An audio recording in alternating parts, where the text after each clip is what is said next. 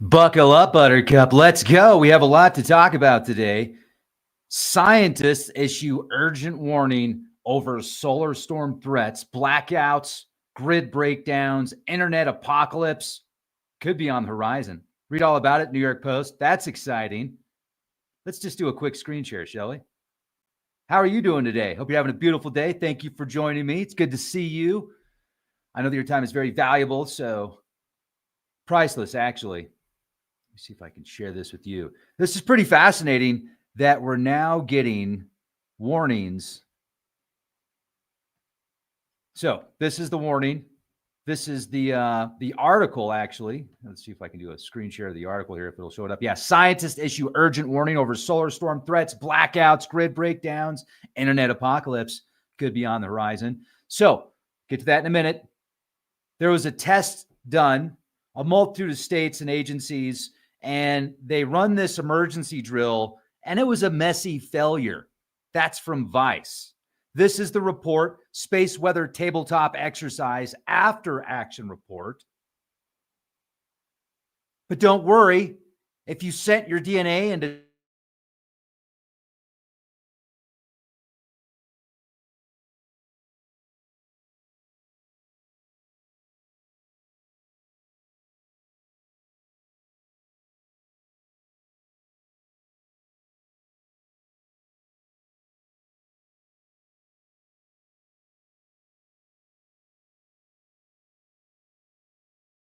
popcorn with laser-powered beam 5.3 miles through the air. An 800-watt demo breaks distance records for optical energy transmission. How would you like to have your popcorn popped 5 miles away and not even know how? Oh, that's not frightening. This is directly from DARPA. DARPA program sets distant record for power beaming. Oh, man. And the largest airstrike in the history of the world just happened a short time ago. The Truman engaged in the largest airstrike in the history of the world from an aircraft carrier, top admiral says. We'll get to that in a minute. This is the Nimitz-class aircraft carrier, USS Harry Truman, sailing through the Mediterranean Sea, May 18, 2025. The Truman and its strike group, Nanu, launched the largest airstrike in the history of the world during recent operations near Somalia, according to Admiral James Kilby, the acting chief of naval operations. Not many of us heard about that. Shouldn't that have been on the front page? No, they have more important stuff to talk about.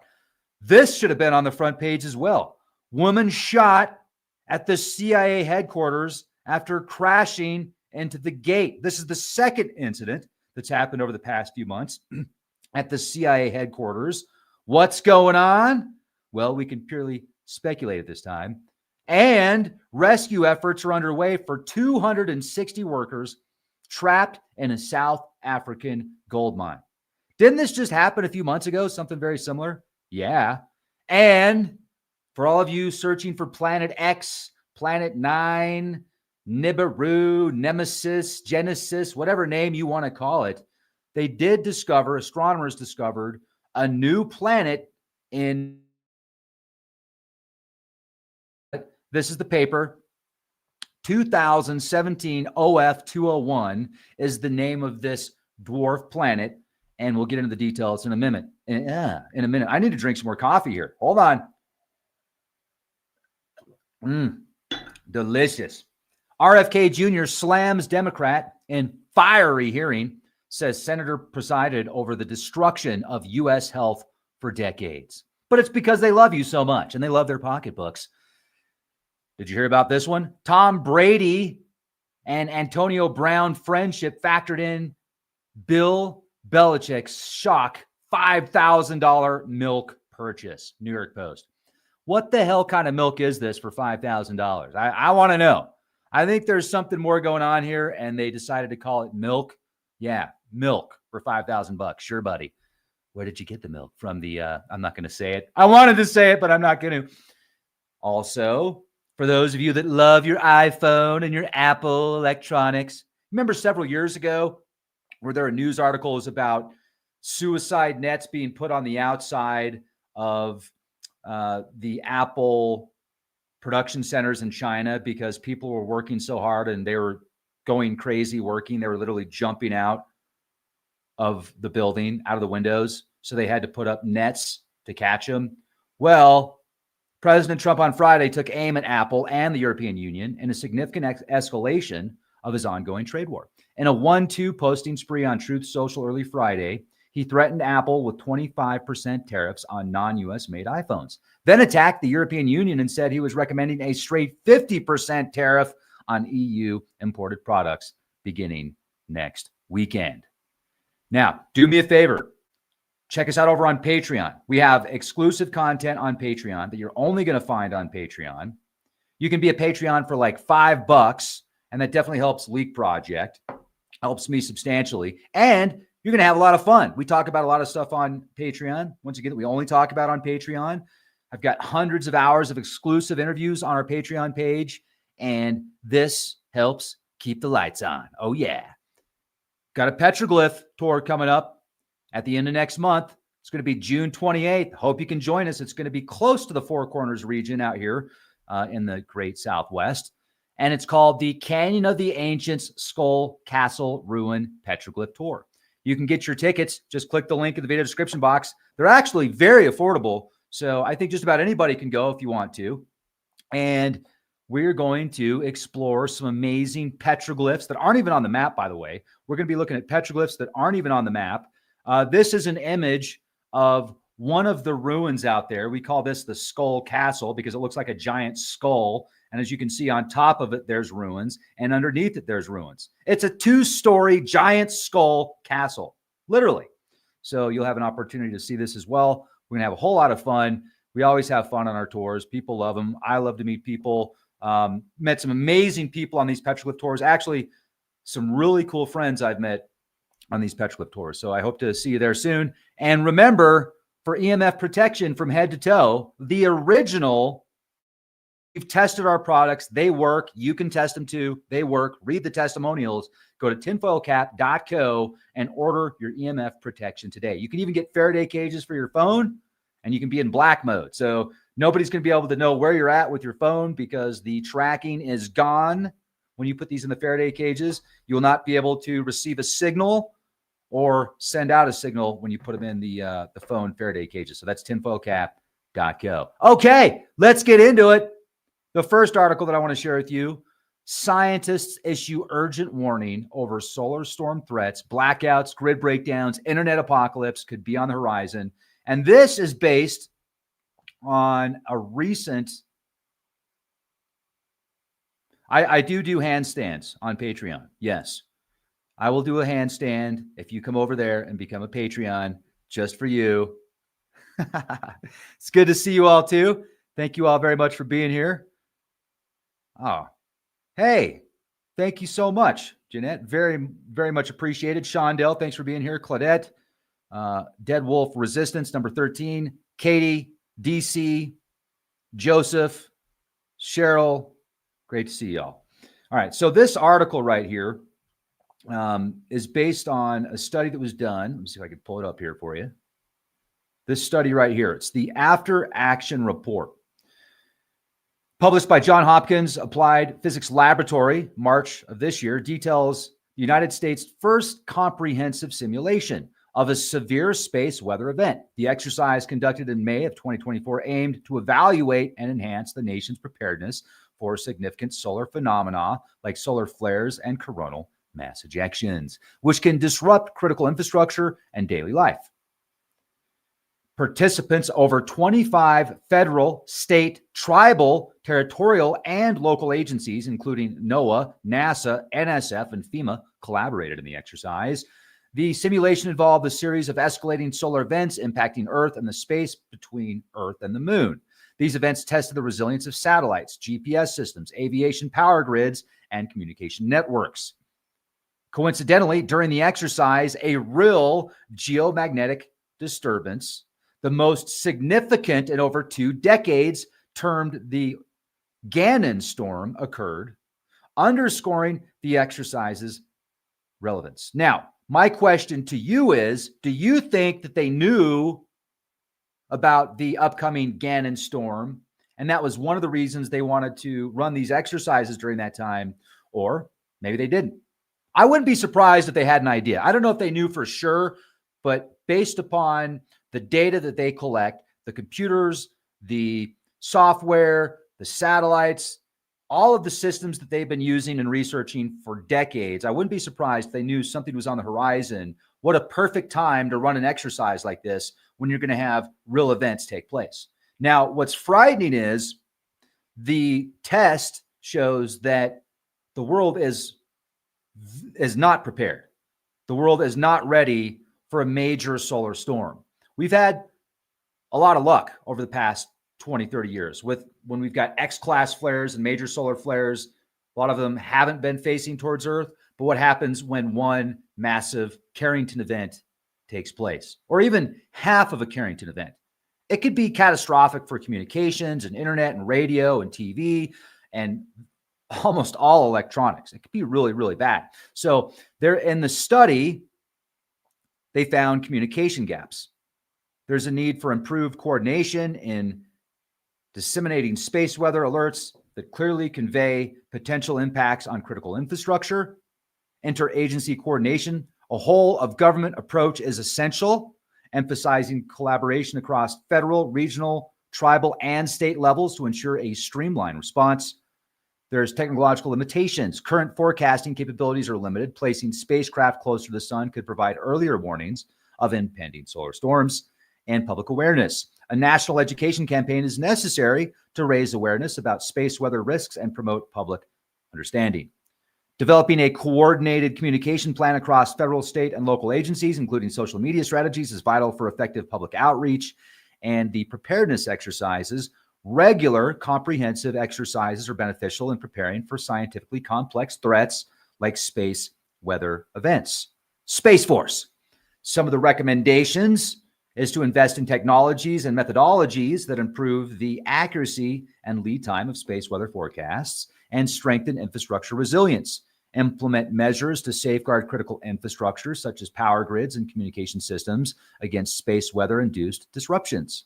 Foster public and private partnerships, encourage collaboration between government agencies and private sector stakeholders to develop unified response strategies and conduct regular drills. Organize periodic exercises to test and refine response protocols, ensuring readiness across all levels of government and industry.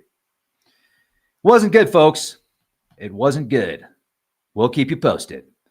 But don't worry about solar flares. And don't worry about this either. Your DNA results are in. And if you sent your DNA to 23andMe, they're now 100% the property of the pharmaceutical manufacturer. Oh, what could possibly go wrong? This is exciting, right? I bet you're looking forward to this. Hey, Jennifer, how you doing? Yeah.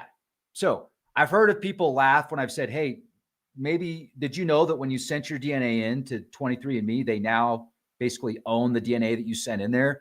And yes, there's privacy and safety guards in play. But what happens if that company goes bankrupt?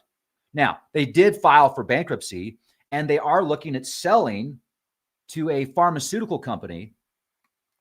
So if companies can purchase your DNA, they're probably not going to clone you. I mean, I don't think they're going to clone you. But what if they did in a laboratory? Now, this is just a what if.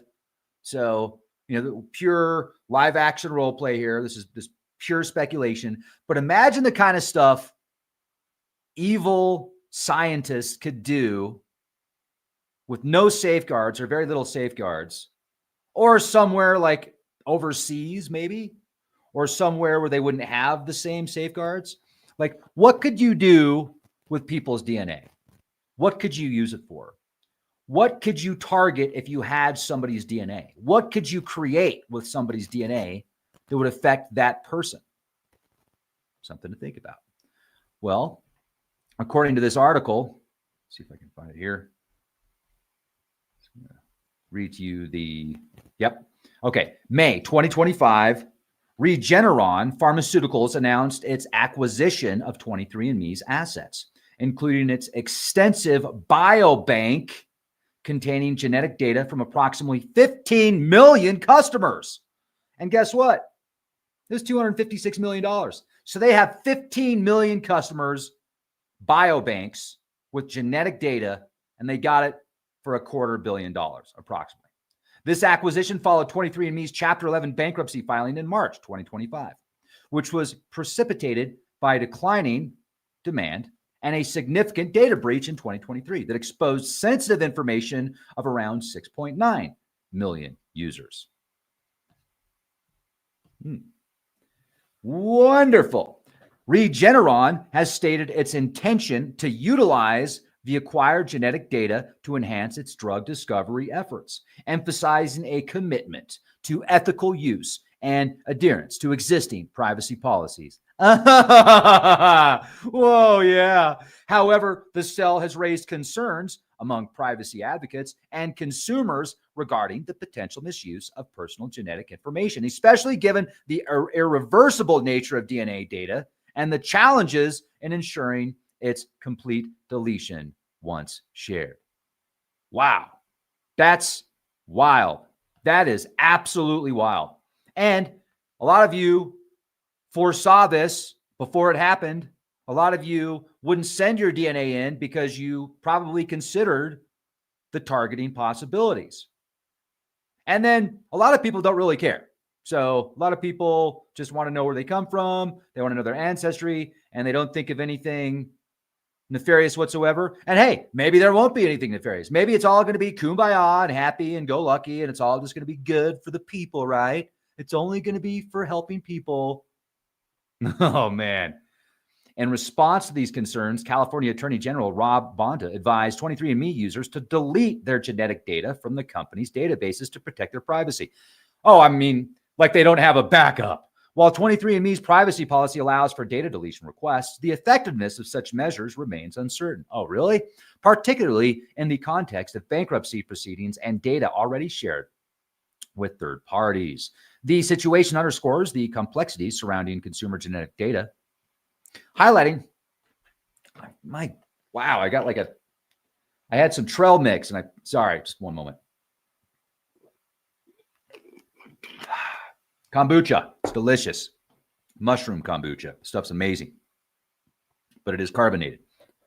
So the effectiveness of such measures remains uncertain, particularly in the context of bankruptcy proceedings and data already shared with third parties. New York Post, read all about it, Politico. The situation underscores the complexities surrounding consumer genetic data, highlighting the need for robust privacy protections and clear regulations to safeguard individuals' sensitive information in the evolving landscape of biotechnology and data commerce. Yep, that's amazing.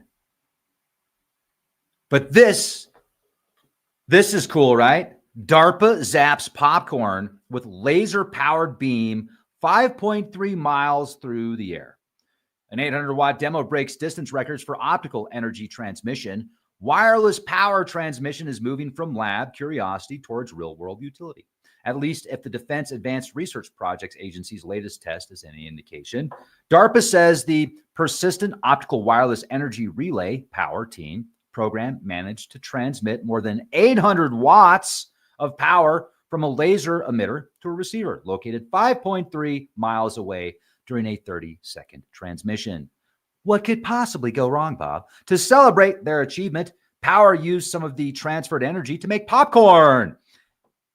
And homage to Real Genius, the 1985 Val Kilmer film, where slacker grad students thwart a plot to weaponize high-energy lasers.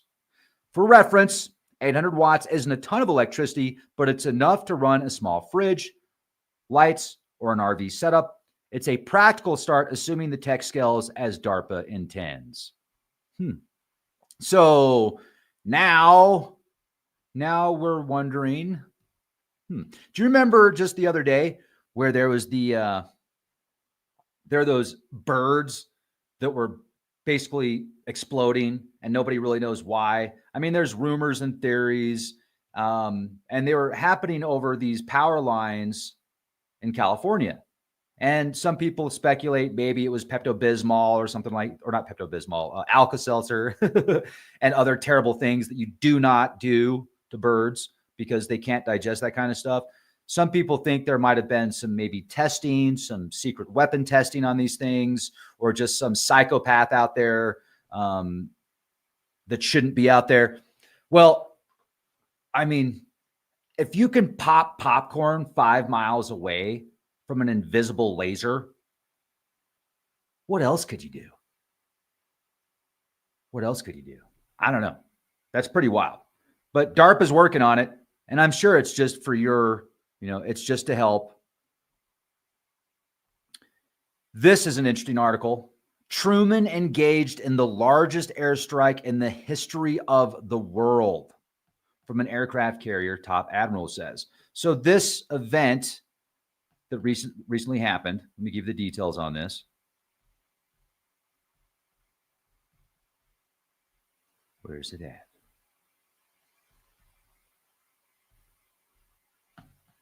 Stand by. I have to find the article. I have 10 to share with you. Here we go. So the event actually took place February of this year. The United States executed its largest ever airstrike from an aircraft carrier, deploying 16 FA-18 Super Hornet jets from the USS Harry S. Truman to drop approximately 120,000 pounds of munitions on ISIS Somalia targets, the Golis Mountains of northern Somalia. The operation targeted a network of cave complexes by ISIS operatives, resulting in the deaths of approximately 14 militants, including key figures such as Ahmed Melen Nenenin, a prominent recruiter and financier responsible for deploying jihadists to the U.S. and Europe. The airstrike was part of a broader campaign by U.S. Africa Command to degrade ISIS Somalia's operational capabilities. The operation was conducted in coordination with the federal government of Somalia, reflecting a joint effort to address the threat posed by terrorist groups in the region. USS Harry S. Truman's deployment in the Middle East has been marked by significant activity, including 670 strikes in Yemen against Iran-backed Houthi rebels and the interception of 160 drones and missiles. Following its operations in the Red Sea, the carrier strike group has since moved to the Mediterranean to participate in NATO exercises. This unprecedented airstrike underscores the U.S. military's commitment to counterterrorism efforts in Africa and highlights the strategic importance of carrier-based operations in projecting power and responding to emerging threats.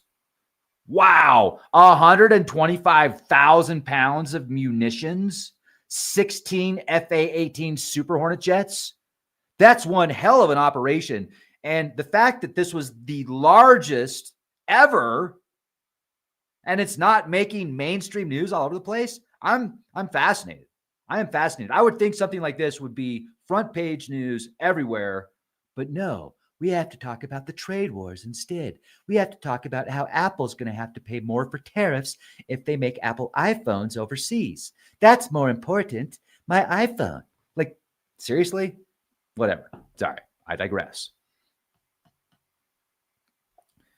This is another very interesting article, and it's like the second time something like this has happened over the past few months. A woman was shot at the CIA headquarters after she crashed her car into the gate. This just happened yesterday. The woman has been preliminarily identified as 27-year-old Mania Spadaro. Two senior law enforcement officials briefed on the incident told NBC News. The shooting on CIA property in Langley, Virginia occurred hours after two Israeli embassy staff members were shot outside DC's Capitol Jewish Museum. Terrible. So, like, what's going on with people going crazy at the CIA gate? That's kind of weird. And the fact that it's happened twice just over the past few months, I find that very odd. So let's see what more information we can find out about this. May 22nd, 2025, a security incident occurred outside the CIA headquarters in Langley, Virginia. Around 4 a.m. local time, a woman driving a vehicle approached the main gate of the facility and failed to comply with security personnel's instructions to stop. In response, CIA security guards opened fire, wounding the woman in the upper body. She was taken to a medical facility and is reported to be in stable condition.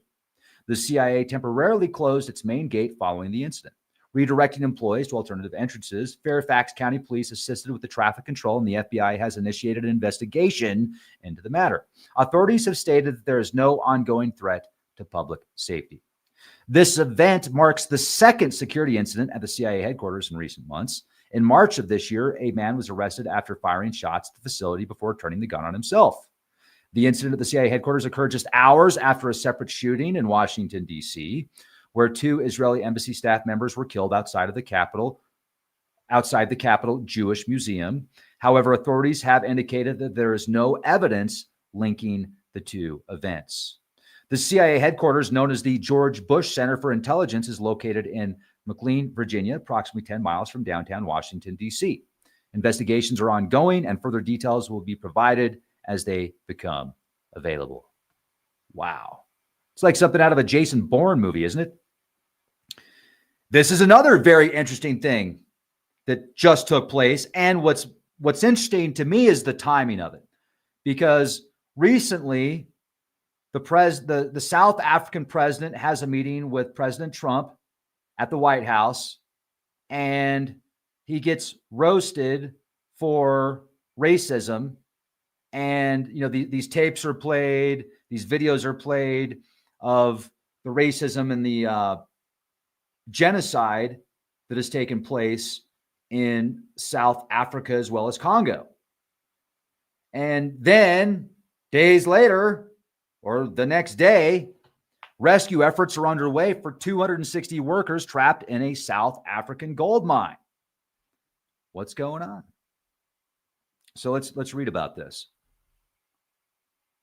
May 23rd, 2025, a mechanical failure at the Kloof gold mine near Johannesburg, South Africa, resulted in 289 miners being trapped underground. The incident occurred about 10 p.m. local time, May 22nd, when a malfunction in a subshaft rock winder skip door caused damage to the mine shaft at the Kloof 7 shaft. Hold on a second.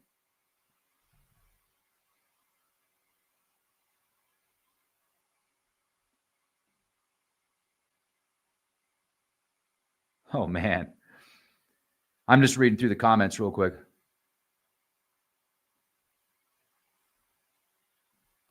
Okay. Sibanye-Stillwater, the mining company operating the Kloof mine, reported that all trapped workers were safe and had assembled at a designated underground station. The company provided food and water to the miners while conducting safety assessments and repairs to the damaged shaft. The National Union of Mine Workers expressed concern over the company's delayed public disclosure of the incident and inconsistent communication regarding the rescue timeline. The Kloof mine, located approximately 60 kilometers west of Johannesburg, is one of Sibanye-Stillwater's most significant operations, accounting for 14% of the company's gold output. The mine reaches depths of about 3,200 meters. Wow, that's almost 2 miles down. That's crazy, making it one of the deepest gold mines in the world. Rescue efforts are ongoing, with the company aiming to bring the miners to the surface safely once the shaft is deemed secure. Yeah, I thought something like that just happened a short while ago.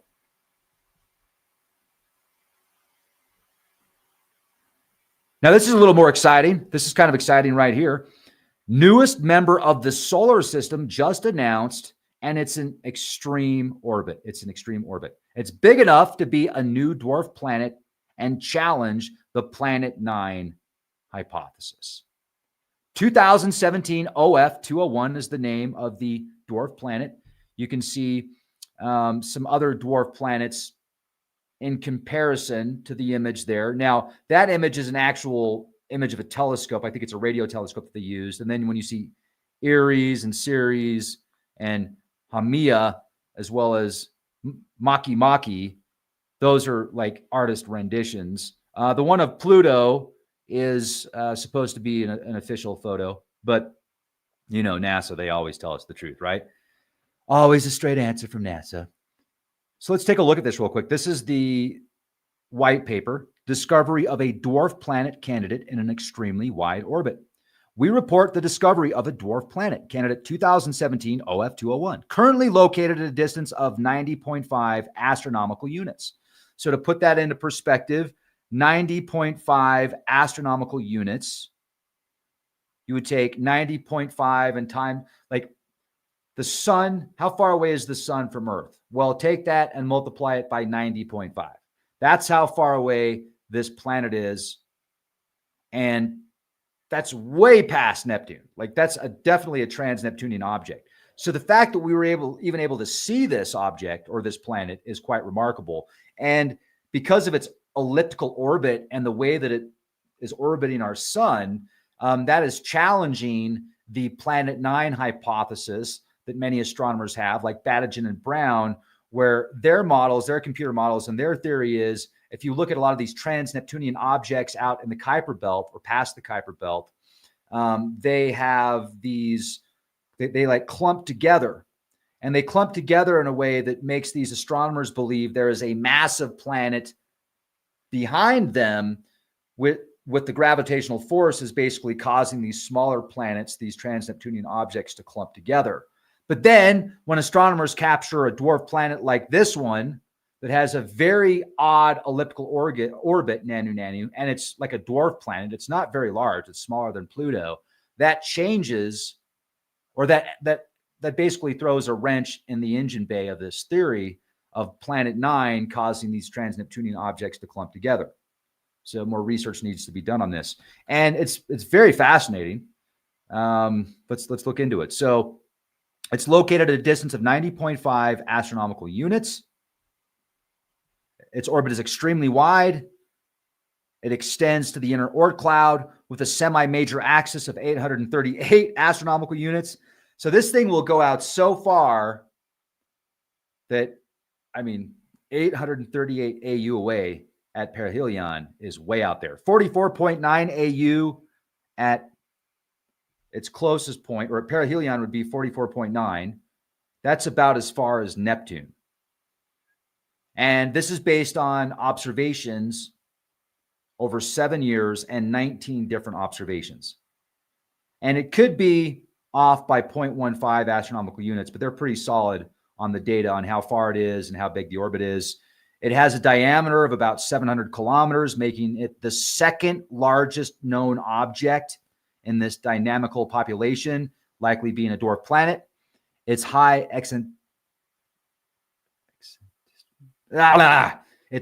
eccentricity suggests that it is part of a broader unseen population of similar objects totaling 1% of Earth's mass. Notably, the longitude of perihelion of 2017 OF201 lies well outside the clustering observed in extreme trans-Neptunian objects, which has been proposed as dynamical evidence for a distant, undetected planet, like I was just telling you about a minute ago.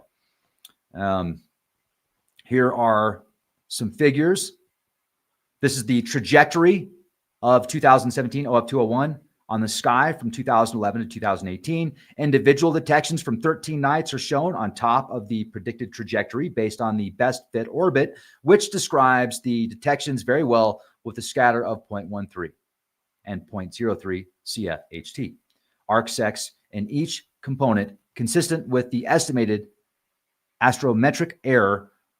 The insets show example images from DEC or DECAM. Oh, yeah. Did you get that? That makes sense, right? So here you can see the orbits. And, oh, wow, what is that? Planet X. Oh, Planet X. Thought Planet X wasn't real. Well, there's many different definitions of X, right? Like Planet X, do you mean the 10th planet, or do you just mean like X marks the spot? Are you using X as a reference? Well, there it is. Planet X, right there. Bada bing, bada bang, bada boom. Look at how massive these orbits are. This is wild. Massive orbits that take years and years. Hold on a second. Let me give you some more details on this. I'm going to do a different.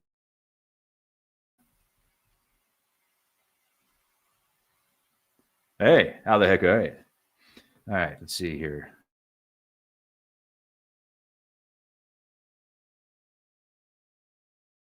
Boom. Check this out. Oh, it's not sharing the screen. Yeah, there we go. Okay. So, astronomers have announced the discovery of a new trans-Neptunian object designated 2017 OF201, Marking a significant addition to our solar system's known members, the object is notable for its vast and highly elongated orbit, which takes approximately 25,000 years to complete a single revolution around the sun. 25,000 years.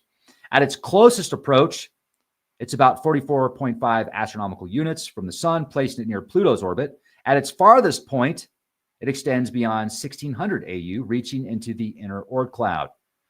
Estimates suggest its diameter is approximately 700 kilometers, marking it the second largest known object among extreme trans-Neptunian objects after Pluto.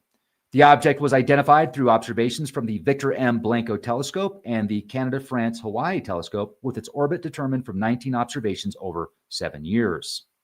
The discovery of the 2017 OF201 provides valuable insights into the dynamics of the outer solar system, which also challenges the Planet 9 hypothesis.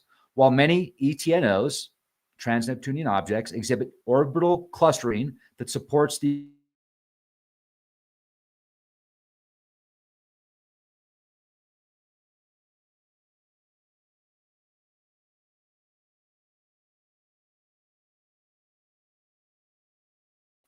There we go. We're back. Hey, everybody. Did you miss me? All right. So the implications, like I said, this planet, this dwarf planet, challenges the Planet 9 hypothesis. Because while many ETNOs exhibit orbital clustering that supports the existence of a hypothetical Planet 9, 2017 OF201's orbit does not conform to this pattern, suggesting a more complex gravitational landscape in the distant solar system.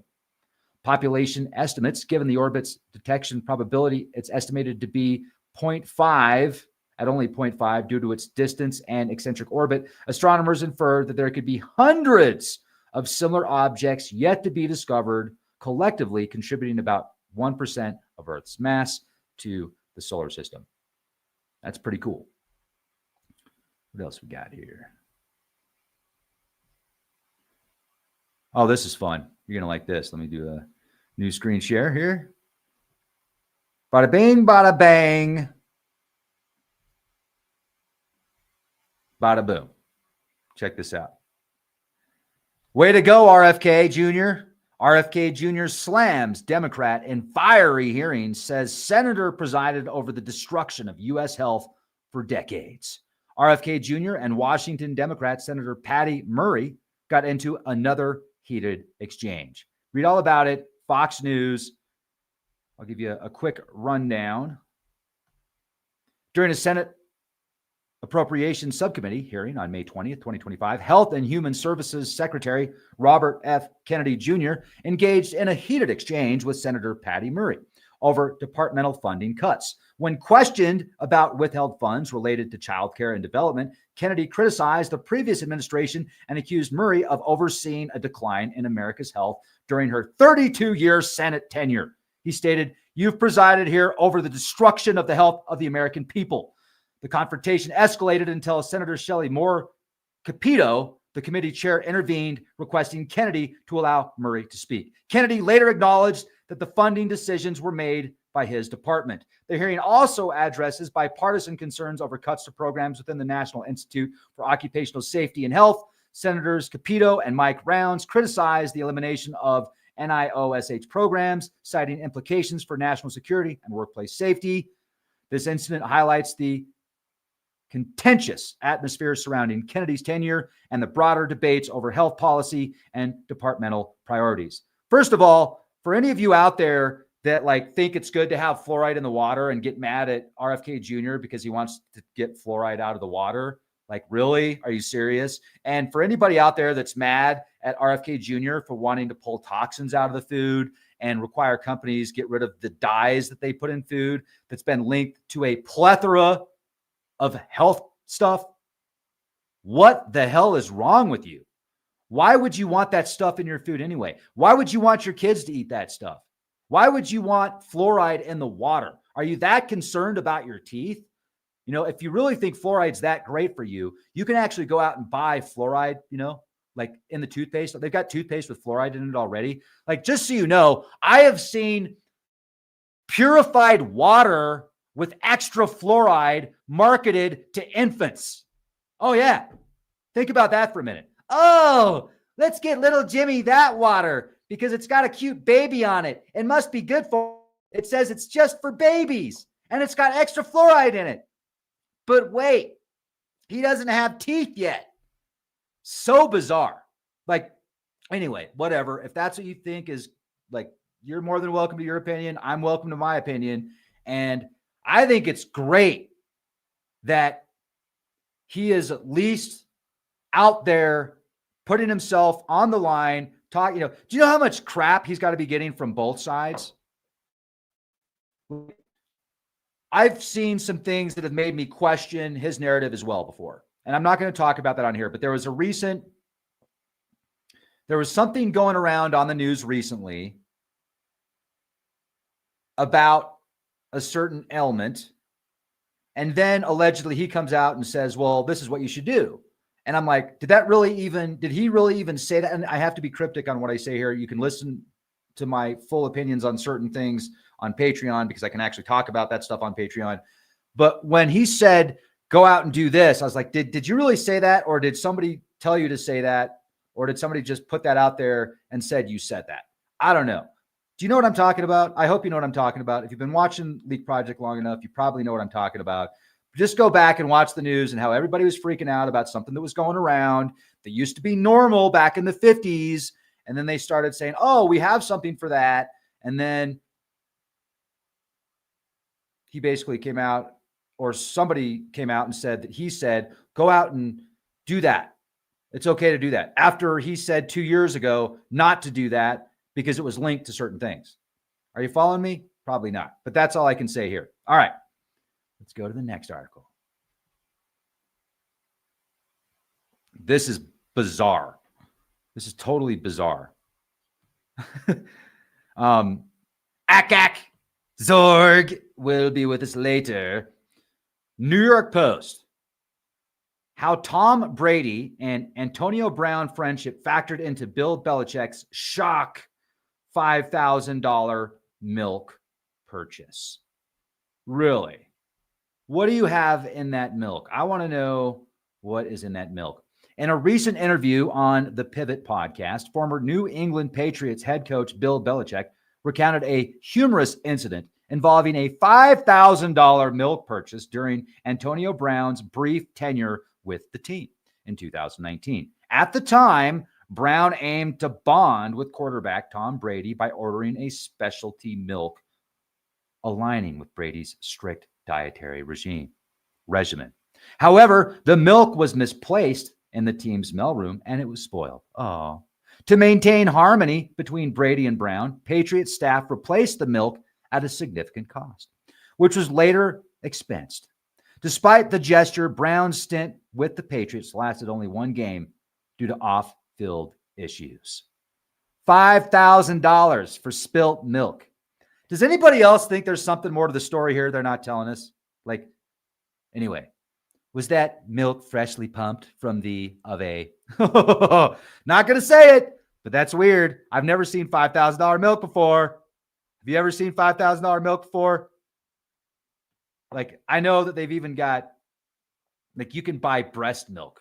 Bodybuilders like to drink, some bodybuilders like to drink breast milk. And, like, I don't even think that would cost $5,000. But, I mean, I guess it depends on who it's coming from, right? So maybe they have milk that costs more than that. How about cockroach milk? Do you all want some cockroach milk? Because cockroach milk is better for you than cow milk, they say. It's got more protein in it. I mean, that sounds delicious. Cockroach milk. Eat bugs, drink cockroach milk. That's amazing. It's for the green agenda, though, right? Don't eat a steak, eat a bug. Don't drink cow milk, drink cockroach milk. Don't drive a car that has a gasoline engine to work. Drive a car that has an electric motor, because that's so much better for the environment. Like, what's up with this green agenda when now we have artificial intelligence facilities that is using far more energy and creating far more pollution than most people? I think that kind of takes the agenda and throws it out the window there a little bit. I mean, I'm just saying, it's kind of weird, right? But not as weird as $5,000 milk that makes the news. This is the kind of stuff that makes the mainstream news. Not the largest anyway, the largest military, like 100. What's the right way to say this? Let me think of a better way to put this.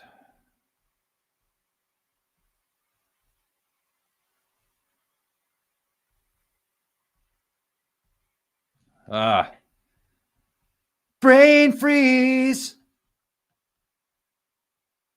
Yeah, okay. We'll talk about the $5,000 milk on the mainstream news, but you're not going to talk about the largest ever airstrike from an aircraft carrier that deployed 125,000 pounds of munitions and 16 jets, F-18 Hornets. No, that's in some like small news page or small news website. But the important news is the $5,000 milk. Totally makes sense. Yeah. America. Oh, yeah. Or the tariffs. President Trump on Friday took aim at Apple and the European Union in a significant escalation of his ongoing trade war. In a 1-2 posting spree on Truth Social early Friday, he threatened Apple with a 25% tariff or 25% tariffs on non-US made iPhones. Then told the European Union he was recommending a straight 50% tariff on EU imported products beginning next weekend. That's what makes front page news. Your iPhone. Your iPhone makes front page news. Not 23andMe selling all of your DNA to a company that usurped them. It's wild. Or laser beams popping popcorn 5 miles away. If you could pop popcorn 5 miles away with an 800-watt laser beam, what would happen if that laser beam accidentally went off of that popcorn onto like right in the center of your head? What happens if that laser beam goes from popcorn to your forehead? From popcorn to your eyeball? From popcorn to your ear? Like right into your earlobe. Oops, sorry. It was an accident. We were trying to pop popcorn, but it was accidentally pointed at your head. If they can do it 5 miles away from the ground, would they not be able to do it from the air? Wow, that's something interesting. Laser beams from space. What used to be a conspiracy or what people considered nonsense or fake news, they're launching laser beams, popping popcorn, and they're telling you about it. What else are they popping and they're not telling you about it? I don't know, but I think it's kind of weird. So, with that said, be prepared, not scared. And as Shondell says, I'll buy that for $1. And yes, they seriously stole the plot from Real Genius. Razor says, are they seriously stealing the plot from Real Genius? Yeah, pretty much. I like what Charlie Badhand says. Could a shark do it with a laser beam attached to their head? Why not? Sharks with laser beams. That's what I'm talking about. We've all heard about dolphins with... Wait, what was it with dolphins? Dolphins had some action. Dolphins with laser beams? Dolphins with lasers. Scientists beam light in front of dolphins accidentally. Oh, yeah, here we go. This is from 2005. This is from 2005. The Guardian. I'll do a screen share with you here. Oh, man. This is awesome. Okay. 20 years ago. 20 years ago. This is nothing new. Here we go. Speaking of sharks, how about dolphins? It may be the oddest tale to emerge from the aftermath of Hurricane Katrina. Armed dolphins trained by the U.S. military to shoot terrorists at pinpoint spies underwater may be missing in the Gulf of Mexico. Oh, experts who have studied the U.S. Navy's cetacean training exercises, I probably said that wrong, claim the 36 mammals could be carrying toxic dart guns. Divers and surfers risk attack, they claim. From a species considered to be among the planet's smartest, the U.S. Navy admits it has been training dolphins for military purposes, but has refused to confirm that any are missing. Yeah, that's not going to make the front page news. And Flipper wouldn't do that. Flipper's too kind. Flipper got fired because he's like, I'm not going to shoot your military lasers at those people. I have too much of a kind heart. I'm a dolphin. I'm Flipper's my friend. I can't do that. I'm way smarter than you. I just don't have hands. Like, what if dolphins are smarter than most people? They just don't have hands to make stuff. They have to use their nose. So the military is like, I got an idea. Let's give Flipper an exoskeleton. He'll be like RoboCop, but it'll be Robo-Dolphin. So that way the dolphin can walk on land, can walk and talk and move his arms, and we'll give him robotic fingers. It'll be amazing. You're going to love it. That's true. There are bad dolphins out there too. So the military was recruiting the sociopath dolphins. They had to go do an underwater recon and recruit dolphins that kill. They had to put them through extensive testing. You had Flipper over here that once they put the poisonous darts on Flipper and they said, go get that terrorist. Flipper was like, I won't do it. But then Flipper nemesis, Glipper was all for it. Glipper was like, give me the darts. Let's go. Are you going to give me an extra treat after every terrorist I shoot with a poisonous dart? And then they're like, hello. They MK Ultra dolphins, folks. It's not just people. All right.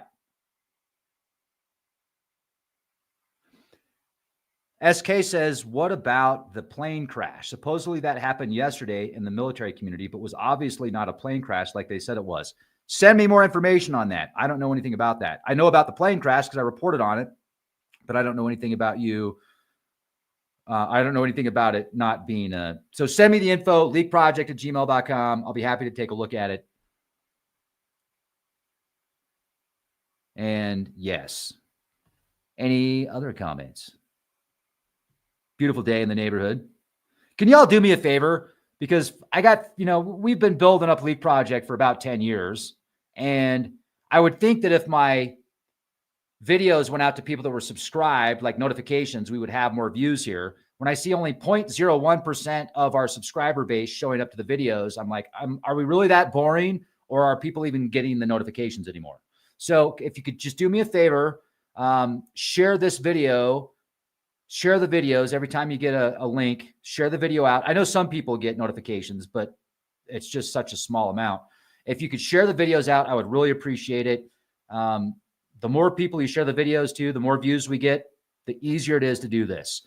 And also, if you can be a Patreon, that would be amazing. And we've got a lot of great content on Patreon that's exclusive to the platform. So if you can't afford it, I get it. For a lot of people, that extra $5 goes a long way. So I do my best to upload as much as I can here for free on YouTube. So thank you very much, everybody. I hope you have a beautiful day. Hit the bell, be well, and be the change you want to see. And check back daily for new content because we're going to bring it to you. Nanu, nanu.